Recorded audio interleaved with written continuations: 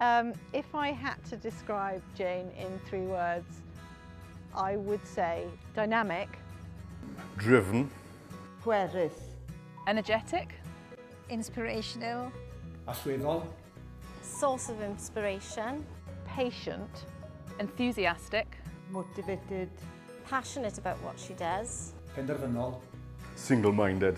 formidable. passionate, driven, arloesol. and a born leader. and full of integrity.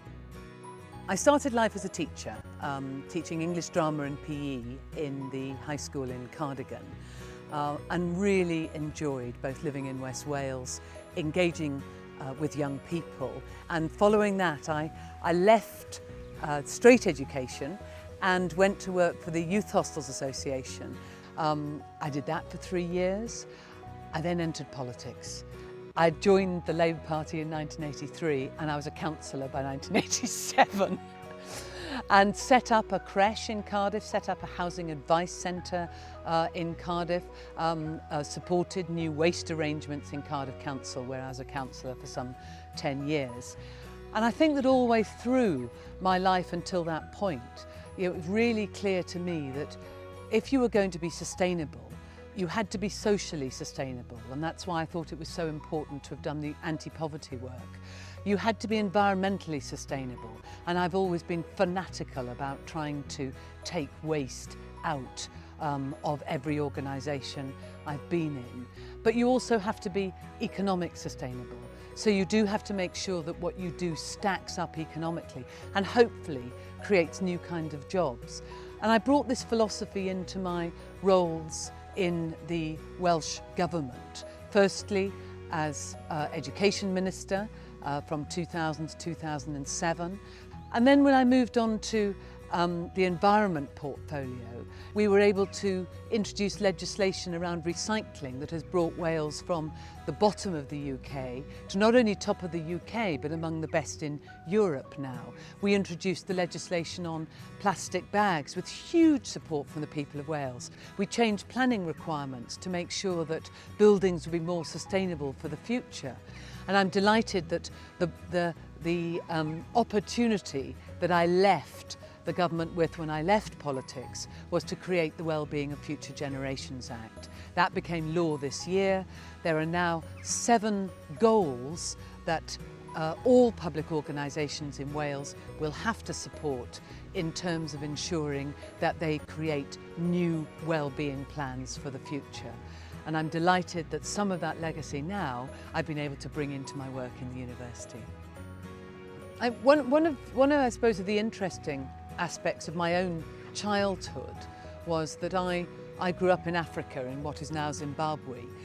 My father went out there to establish a new multiracial medical school, and so I grew up at a time when there were sanctions from the UK to Rhodesia as it was then, and I was acutely conscious all my childhood of living within limits. So my hatred of waste is definitely related to growing up in Africa where nobody wastes anything because everything is a precious resource, and I believe fundamentally that everybody should be thinking like that. In the same way, my very strong support for equality and diversity is predicated on growing up in a country that divided people by colour and class. And of course what university does is give a chance for anybody of any colour, of any creed, to have the best possible opportunity to further their own talents and skills. And I fundamentally have used that as the mantra that has probably guided everything I've done in my life since. Well, our story here in Trinity St David really starts in 2010, before I came to the university, when the university decided they wanted to set up a Wales Institute for Sustainability. There was going to be no notion that I could lead an institute for sustainability and that we wouldn't be delivering right throughout the institution. So along with an experienced researcher, Dr. Gavin Bunting, we crafted a sustainability skills survey of our staff. And when over a third of the staff responded, and then of those who responded, 90% were really keen to see greater sustainability initiatives throughout the university. And it meant that actually, at that point, Inspire was born. So I suppose I spent the years from 2012 and 2014 looking at all ways in which we could introduce sustainability with people's support, both staff and student support on all campuses, into all aspects of the university's operations. And I'm delighted that because of the corporate culture agenda, we won the Guardian Award for Sustainability in a Higher Education Institution in 2013. And then it was like open season.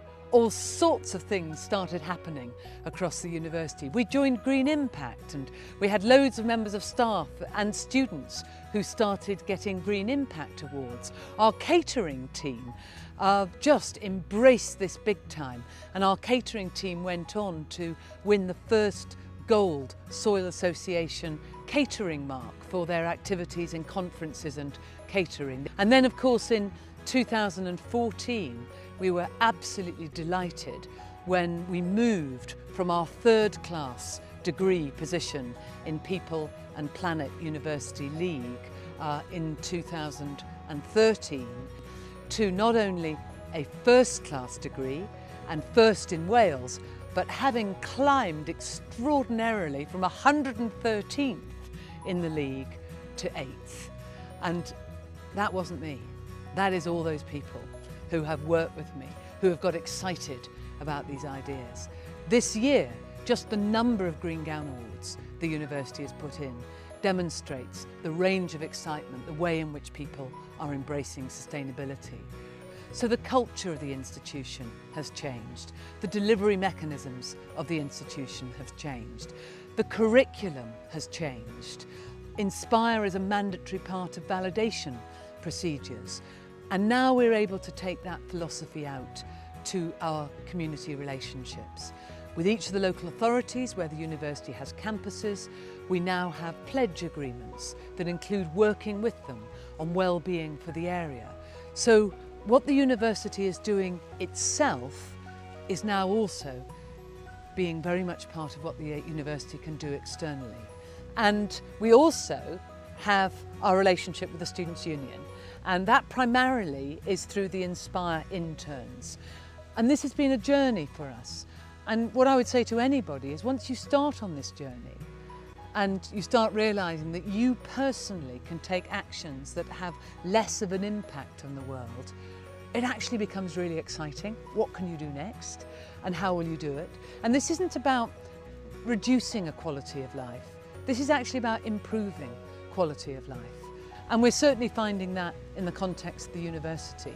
The university is asked to go to so many conferences. Our students are asked to attend events. Our staff are asked to contribute because the university is making a commitment to future generations.